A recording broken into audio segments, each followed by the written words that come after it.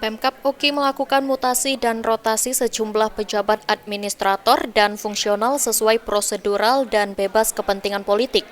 Pelantikan 20 orang ASN dilakukan langsung oleh PJ Bupati UKI Asmar Wijaya di ruang rapatnya.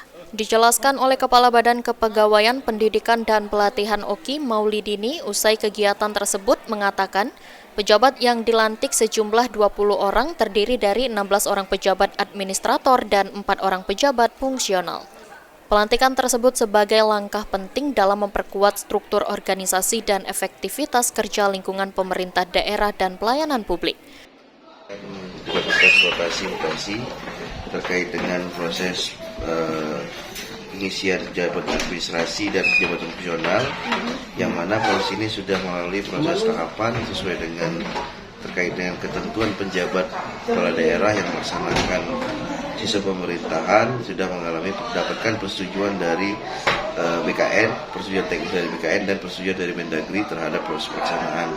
Hari ini yang dilantik sebanyak 18 orang yang terdiri dari pejabat fungsional, pejabat pengawas, dan juga pejabat administrator. Dalam hal ini untuk pemenuhan kebutuhan dan penguatan terhadap target kinerja yang harus dituntaskan di tahun 2024. Novan Wijaya, Hapal TV.